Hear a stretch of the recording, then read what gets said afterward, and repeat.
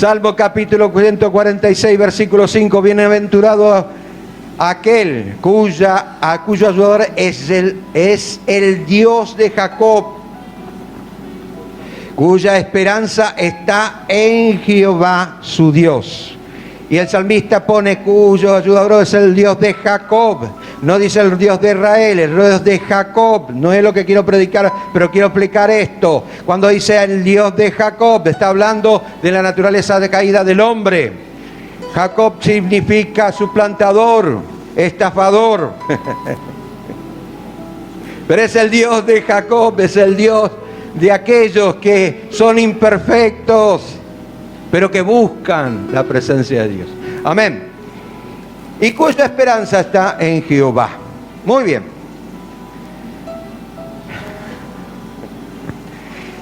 Todos nosotros esperamos en Dios y tenemos nuestra expectativa puesta en el Señor. Eso es lo primero que aprendemos en el cristianismo. Eso es lo primero que aprendemos en el cristianismo. O por lo menos tendría que ser así. Aunque muchas veces se nos dice las cosas, pero es como que entra por acá y sale por acá. Sin embargo, cuando sea demasiado tarde, aunque algunos tienen sus propias costumbres y su propia doctrina, pero la Biblia, la palabra de Dios nos enseña otra. Muy bien, Hebreos capítulo 12, versículo 2, la primera parte dice así: puesto los ojos en Jesús, el autor y consumador de la fe. En otras palabras, toda nuestra atención tiene que estar puesta en Jesús. No seas fanático, pastor, porque tiene que estar puesta en Jesús toda nuestra atención. ¿Acaso nuestro trabajo yo hago así? En mi trabajo soy una cosa, en mi casa soy otra y en la iglesia soy otra. Tengo bien organizado mi vida. Y yo digo todo lo contrario. En tu trabajo tenés que ser cristiano, en tu casa tenés que ser más cristiano y en la iglesia tenés que ser más cristiano. Amén. Aleluya. Muy bien, ahora estamos hablando, quiero hablar hoy de poner toda nuestra expectativa y toda nuestra esperanza en el Señor. Entonces estamos totalmente de acuerdo que nuestra expectativa y nuestra esperanza tiene que estar puesta en el Señor, ¿verdad? ¿Sí? Muy bien. Gálatas capítulo 5, versículo 5, dice así la palabra de Dios: pues nosotros por el Espíritu aguardamos por la fe, la esperanza de la justicia. Entonces, por el Espíritu nos habla precisamente de una condición en la cual Dios por lo menos tiene sus exigencias. Por el Espíritu es involucrarnos con Dios cada vez más, en más profundidad. Llegar hasta la médula misma de los propósitos de Dios. Y cuanto más cerca estemos de las médulas, más manifestación de Dios vamos a tener en nuestra vida. Segundo punto, esperar en la justicia de Dios.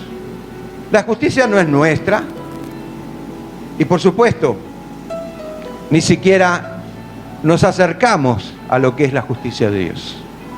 Pero la justicia de Dios no es lo que nosotros pensamos que puede ser, sino la justicia de Dios va en dos facetas muy importantes. La primera es la que ya pasó hace 2000 años atrás. Jesús cumplió con todos los requisitos de Dios, con todas las exigencias de la ley. Ahí se cumplió la justicia de Dios. Y la segunda, la que va a pasar después del arrebatamiento de la iglesia, después de los 7 años de gran tribulación, el Armagedón y cuando se introduzca el milenio. Ahí vamos a ver la justicia de Dios. Amén. Entonces, hay algo importante en esto, que cuanto más estemos en la presencia de Dios, más justicia de Dios vamos a experimentar. ¿Sí? Entonces, ahora bien, vamos a estar hablando de la esperanza cristiana. Hay 3 características para los que tienen la esperanza o expectativa en el Señor Jesús. Bien, ¿qué debemos desarrollar? La primera es algo muy importante en esto. La primera es una persona que siempre está animada. Cosa importante, y después yo te voy a explicar por qué. Segundo, una persona que espera en el Señor es una persona fortalecida. Fortalecida, no anestesiada, fortalecida. Tercero, una persona que espera en el Señor es una persona que sabe lo que quiere. No es un barco sin timón, sino que tiene un norte. Bueno, entonces vamos por la primera parte. Una persona que siempre está animada.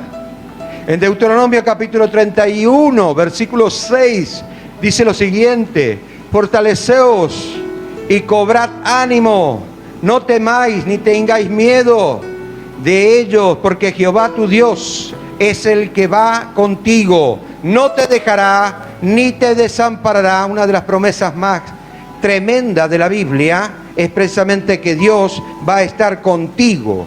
Contigo, Dios mismo, el que creó el universo, la tierra y todo lo que se ve, está contigo. Amén. Muchas veces no le damos el valor que le tendríamos que dar, pero Dios está contigo. Aunque muchas veces no lo sintamos, aunque muchas veces queremos verlo y aunque muchas veces queremos escuchar su voz, pero Él está contigo. Amén. Es importante. Esta es una de las tantas promesas del Señor para tu vida. Es para tu vida, no es para el pueblo de Israel, es para tu vida. ¿Sabes por qué es para tu vida? Ya lo dije, la vez pasada estuve hablando sobre el tema de Abraham. El pueblo de Israel había tomado a Abraham como el padre de la fe.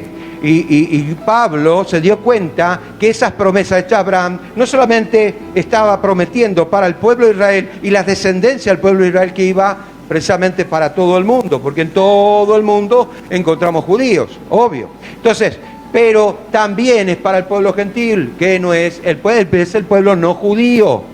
Entonces, la promesa de Abraham, si nosotros vemos en el capítulo 3 de Gálatas, nos vamos a dar cuenta que también es para nosotros. Entonces, si es para nosotros, toda la Biblia, los 66 libros de la palabra de Dios, tanto en la profecía como en la poesía, y todo lo que se relaciona, tanto en la historia, ¿no es cierto?, está relacionada a un pueblo que finalmente va a estar gobernando la tierra. Y esta es la iglesia de Jesucristo. Amén.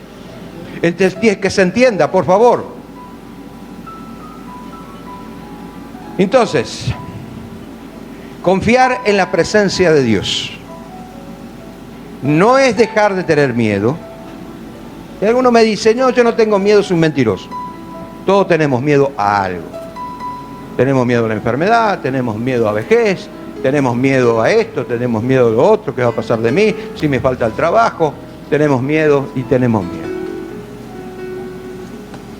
Entonces, no es dejar de tener miedo, sino es superar los miedos. Para eso tenemos la fe, Dios nos dio la fe. El miedo te desanima, te paraliza espiritualmente.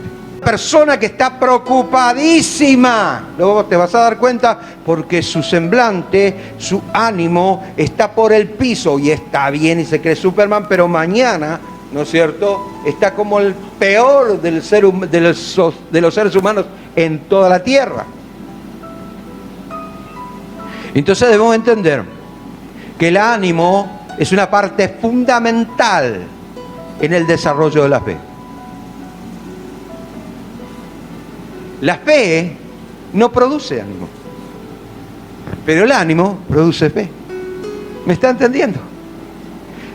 Y lo que quiere el enemigo es que vos no tengas ánimo para que no desarrolle la fe.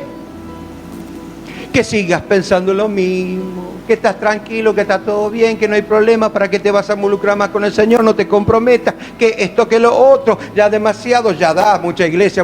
No. Entonces te desanima. Muy bien. El Señor prometió siempre que iba a estar junto a ti, guardándote, pero tú tienes que estar junto a Él. No lo vas a guardar, pero Él te va a guardar a ti. La palabra ánimo del griego para kaleo, ya lo están viendo,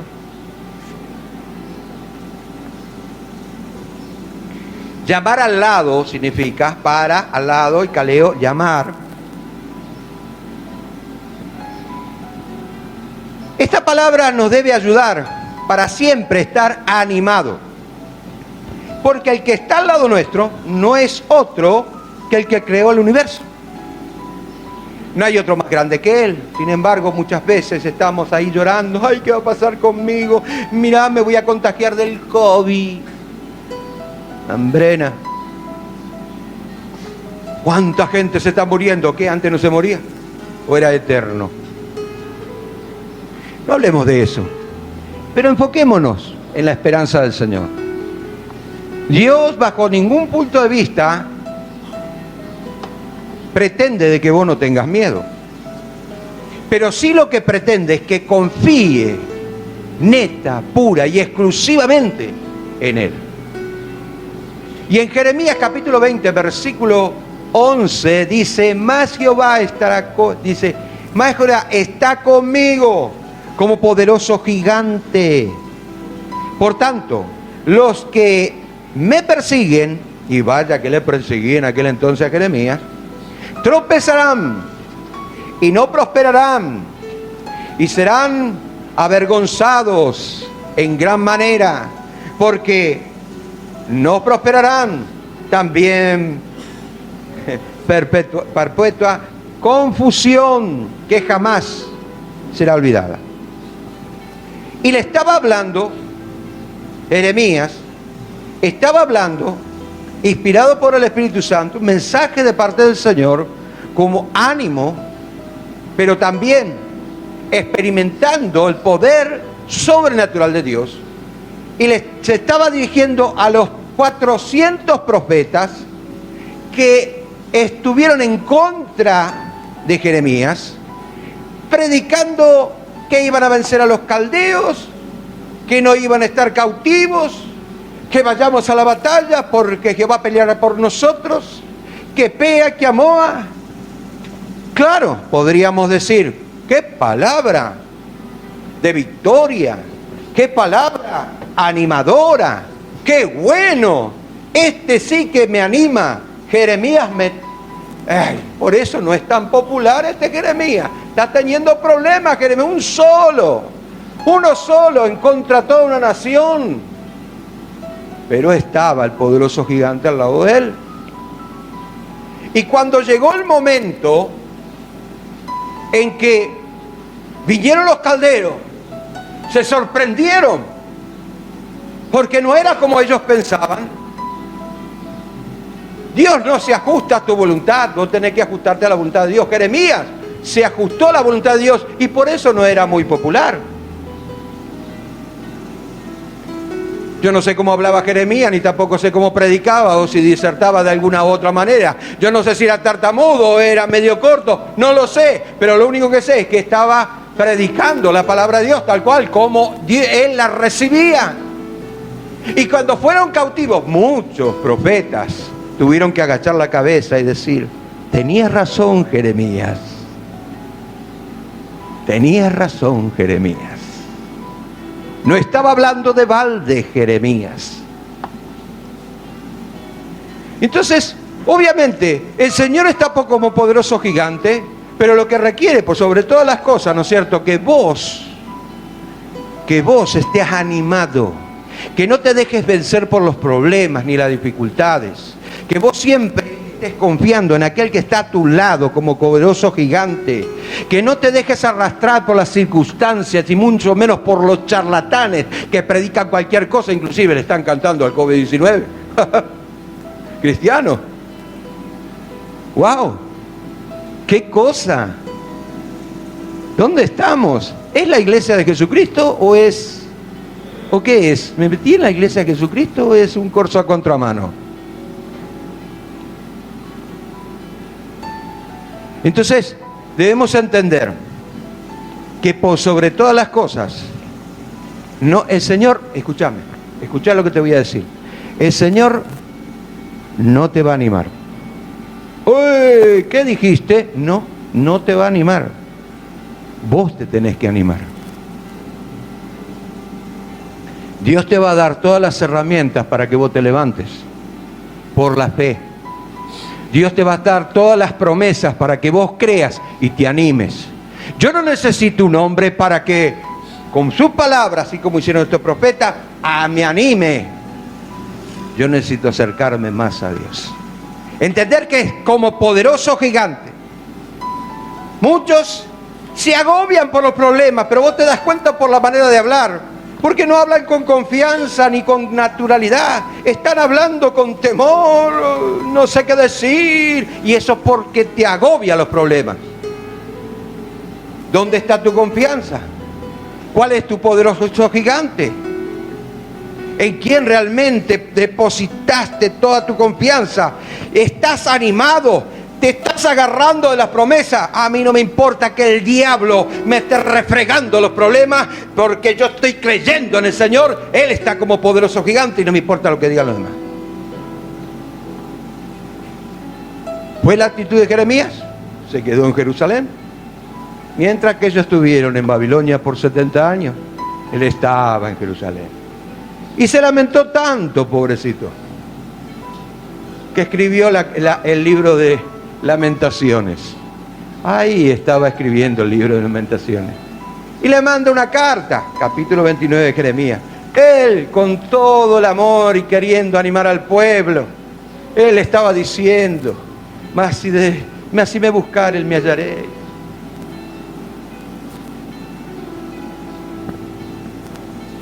¿Quién te anima? No es el hombre, no es Dios, eres tú. Amén. Empieza a orar por la fe. Segundo punto.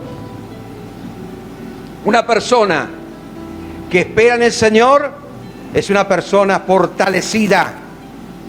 Dice la palabra de Dios en Efesios 6:10. Por lo demás, hermanos míos, fortaleceos en el Señor y en el poder de su fuerza. ¡Ah! ¡Qué tremendo! Al enfrentar los ataques espirituales, escuche bien, porque creo que lo dije un montón de veces, debemos movernos en la fortaleza que Dios nos está ofreciendo a través de Cristo. No vamos a luchar con nuestras propias débiles, fuerza humana, bajo ningún punto de vista, porque no sirve para nada en el mundo espiritual. Tu fuerza, tu intelecto, tu capacidad no sirve para nada. Puedes ser un buen mecánico, pero un día metiste la mano donde no tenía que meter y te llevó la correa y te cortó un dedo. Hello. Pero era un buen mecánico.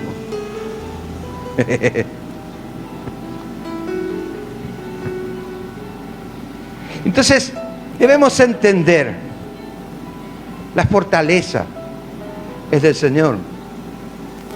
Dios usa nuestra capacidad. Por eso que dice, Pablo decía en la carta a los Filipenses, capítulo 4, versículo 13, un pasaje muy conocido: todo lo puedo en Cristo que me fortalece. Dice, todo lo puedo en Cristo. Dice, todo lo puedo en Cristo.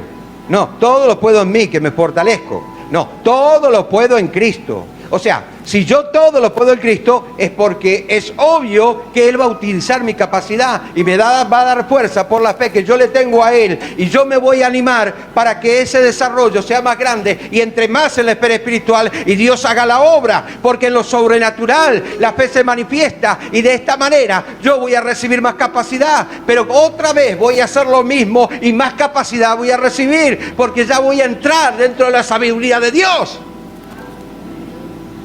Eso es lo que yo quiero que entiendan. Entonces, cuanto más involucrado esté con el Señor, más fortaleza tengo. Pero cuanto más fortaleza tengo, yo más y más del Señor voy a tener. Dice en el Salmo 59:9: a causa del poder del enemigo, espera en ti, porque Dios es mi defensa, o me defenderá, dice en alguna traducción. Además, recordemos que el que está con nosotros es el creador de todo el universo, el cielo, la tierra y todo lo que hay. Ningún espíritu inmundo puede resistir a la palabra de Dios. Ningún espíritu inmundo puede resistir a la palabra de Dios, porque la palabra de Dios, con la unción del Espíritu Santo, es un cóctel explosivo. Pero nuestra expectativa tiene que estar puesta en el Señor. Muchas veces el enemigo te hace desviar la vista para que vos veas con tus propios ojos los problemas que te rodean. Pero Pablo había dicho, pese a todo los problemas que tengo alrededor, yo no estoy mirando con los ojos carnales, sino miro con los ojos de la fe. Mirar con los ojos de la fe es poner toda nuestra atención en las cosas de arriba y no en las de la tierra, sino en Colosenses capítulo 3. Mirar con los ojos de la fe es poner, ¿no es cierto?, toda nuestra confianza puesto los ojos en Jesús, el autor y consumador de la fe. ¿Qué puedo decir más? Entonces, toda nuestra expectativa tiene que estar puesta en el Señor. Y obviamente vamos a hacer eficaz la palabra. Porque ¿quién hace eficaz la palabra? Puedes leer la palabra todos los días, ¿no es cierto?, y durante todo un año, y ahora vas a terminar, el próximo año vas a leer y así sucesivamente, y te vas a ser una persona con mucha cabeza, ¿no es cierto? Pero ¿quién hace eficaz la palabra? ¿Quién la hace rema? El Espíritu Santo. Claro que la hace el Espíritu Santo. Pero ¿sabes quién hace eficaz la palabra en el mundo espiritual? Aquel que está puesto por Dios como canal de bendición. Y todos y cada uno de nosotros somos pueblo santo adquirido por Dios para que anunciemos las virtudes de aquel que nos llamó de las tinieblas a la luz admirable. Entonces tú haces eficaz la palabra. Cuando te unes al Espíritu Santo y el Espíritu Santo con su unción empieza a que la palabra se haga realidad, entonces vos vas a empezar a experimentar cosas que ojo no vio, ni oído yo, ni ha subido a corazón de hombre, porque vos vas a empezar a mezclarte con la palabra de Dios, y la palabra viva es la iglesia de Jesucristo. Dice Mateo capítulo 8, versículo 16. Mateo 8, 16. Y cuando llegó la noche, le trajeron muchos endemoniados y con la palabra echaba fuera a los demonios y sanaba a todos los enfermos. O sea, a diferencia de los judíos que estaban en aquel entonces, ¿no es cierto?, fariseos que también se encargaban de hacer liberación y venían con muchos problemas espirituales, entonces ellos iban con toda la pompa y todo lo que había a su alrededor, y este le va a servir porque este espíritu es así, y este le va a servir porque esto también es así, y hacían una serie de ritos para echar fuera demonios. La diferencia era que Jesús transmitía la palabra y los demonios salían. Y no necesitaba mucha pompa y los enfermos eran sanados. Pero acá hay dos cosas fundamentales. La primera es el poder de la palabra a través del que la transmite como canal de bendición. Y la segunda es aquel que recibe la palabra, ¿no es cierto?, conforme a ese canal de bendición, para que esa persona pueda entender y abrirse. Y si esa persona no entiende y no se abre, no recibe. ¿Así funciona esto? Claro.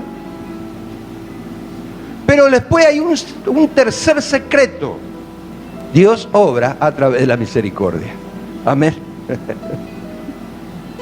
Si no fuera por eso, no estaríamos todos acá. Tercer punto. Una persona que espera en el Señor es una persona que sabe lo que quiere. ¿Y por qué sabe lo que quiere? Porque es guiada por el Espíritu Santo. Acá viene el postre. Gálatas capítulo 5, versículos 17 y 18. Dice así la palabra de Dios. Porque el deseo de la carne... Otra vez con eso, pero ya se me está volviendo legalista este hombre. Yo te lo voy a decir y después te lo voy a explicar. Porque el deseo de la carne es contra el espíritu, y del espíritu contra la carne, y estos se oponen entre sí para que no hagan lo que quisieren. Bien. Y ahí, en forma de conclusión, no porque se sigue extendiendo, pero da una pequeña conclusión, versículo 18, dice, pero si sois guiados por el Espíritu, no estás bajo la ley. ¿Cómo se entiende eso? Yo no estoy bajo la ley, estoy bajo el Espíritu, así que ya no me ajusto más a la ley de Dios. No, señor, porque el Espíritu es el que inspiró la ley y las exigencias de Dios, porque Él es Dios. Entonces, si yo estoy sujeto al Espíritu y no estoy sujeto a la ley, es porque le permito al Espíritu Santo que funcione dentro de mí. Lo que antes me costaba hacer porque me esforzaba para querer cumplir con la ley, ahora me sale de balde porque me entregué al Espíritu Santo. Hola, ¿entendió eso? Es lo que Pablo nos enseñaba. El Espíritu Santo es nuestro ayudador, nuestro abogado y nuestro guía. Pero el Señor es nuestro abogado, el Espíritu Santo no. El Señor, Él dice, yo dejaré otro consolador, otro paracleto. El primer paracleto era Jesús, el segundo paracleto es el Espíritu Santo, pero los tres son uno. Y no me importa que haya personas que no crean en la Trinidad. Yo creo en la Trinidad, aunque no figura el nombre de la Trinidad, pero sí está la Trinidad en un sinnúmero de pasajes bíblicos. Y aunque digan que la Trinidad es pagana, no es así, porque en los registros del hombre natural, él conocía que había tres personas, Padre, Hijo y Espíritu Santo, ¿no es cierto? Y estas tres personas eran uno, no era único, era uno. Uno es un componente.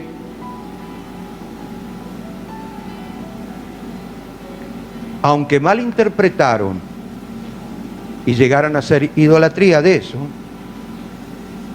el hecho es que eran tres, pero un solo Dios. No hay una cuarta persona, un Dios. Entonces, vayamos a esto. El Espíritu Santo es nuestro abogado, porque Él está en Cristo y Cristo está en Él. Lea Juan capítulo 17, por favor. Y es el único que nos hace comprender el mundo espiritual y edifica al creyente, capacitándolo para vivir una vida cristiana saludable. Es el Espíritu Santo el que trae convicción al corazón de la persona. No es Juan de los Palotes. Dice en Juan capítulo 14, versículo 26, mas el Consolador, el Espíritu Santo, a quien el Padre envió en mi nombre. Yo digo, bueno, espera un cachito. Padre. Y muchos dicen, no, Jesús fue un ángel. Jesús era... Dios creó a Jesús. No. En el Antiguo Testamento también vemos a Jesús. Y las vemos en distintas representaciones. Nada más que se hizo el Hijo cuando fue engendrado por el Espíritu Santo en el vientre de María. Ahí pasó a ser el Hijo. O sea, en la traducción griega está como prototokos. Tokos significa primero en su generación. El primer prototokos fue Adán. El segundo prototokos fue Jesús. Amén. Entonces pasó a ser el primero de su generación, y como primero de su generación tuvo que hacer el Hijo.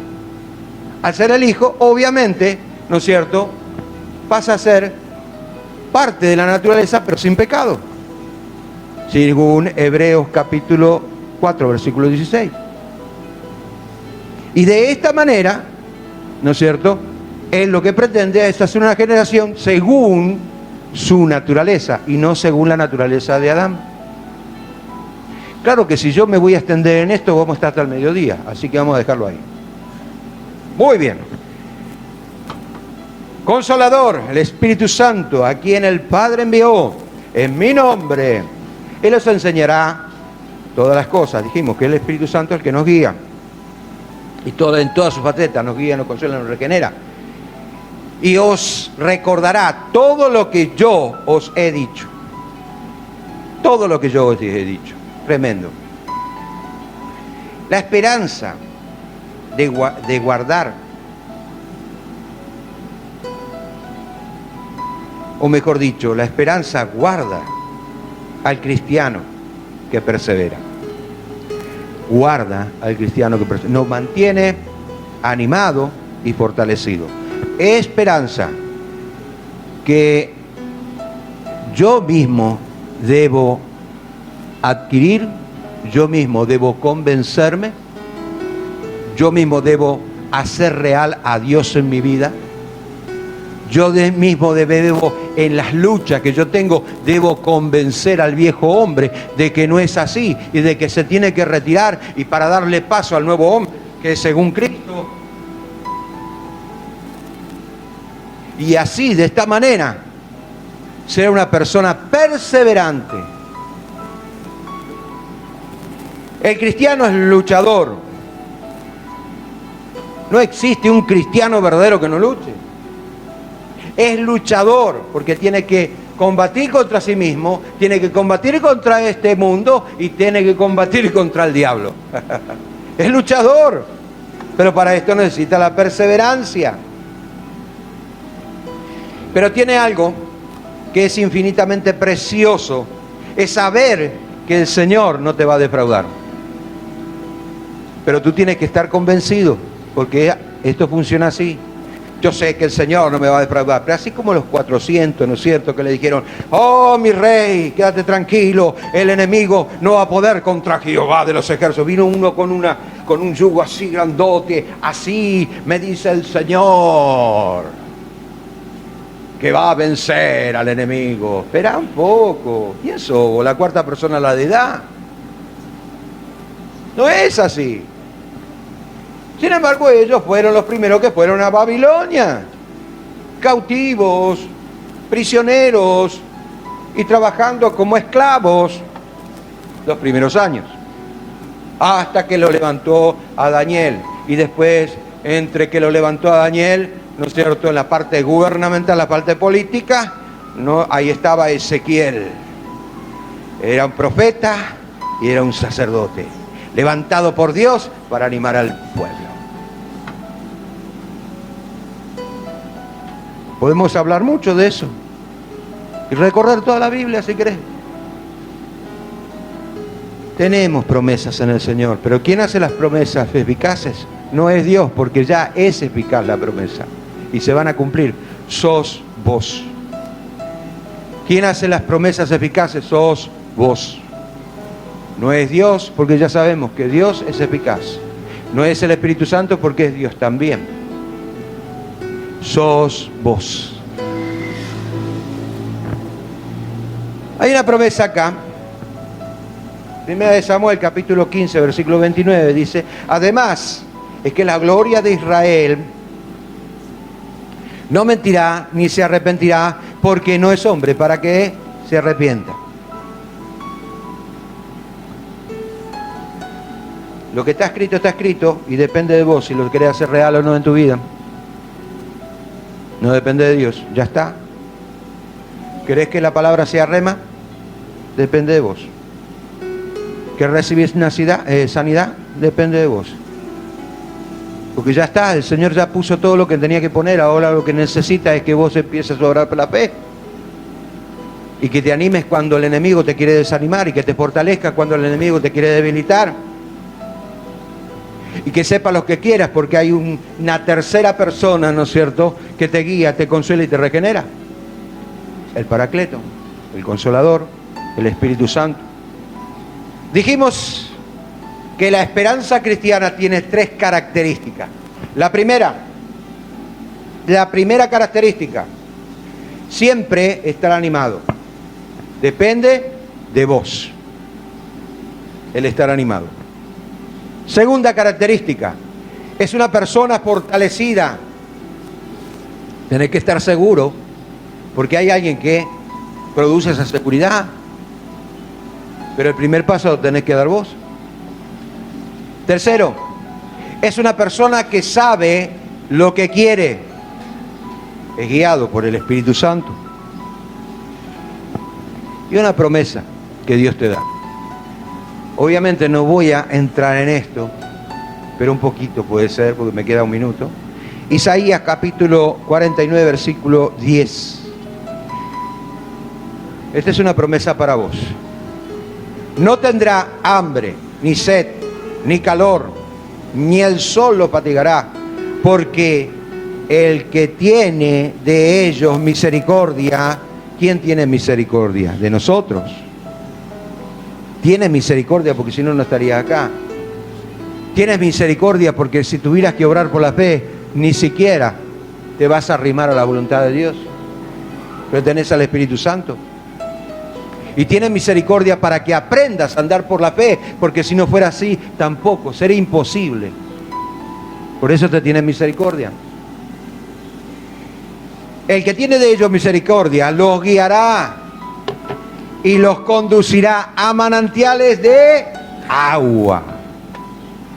¿Y para qué sirven los manantiales de agua? Para tomar agua fresca, para refrescar nuestra alma que está seca, cansada, fatigada. Lo mejor que hay cuando vos, por ejemplo, venís todo sudado de tu trabajo y querés descansar, te metés una ducha y ya salís como nuevo.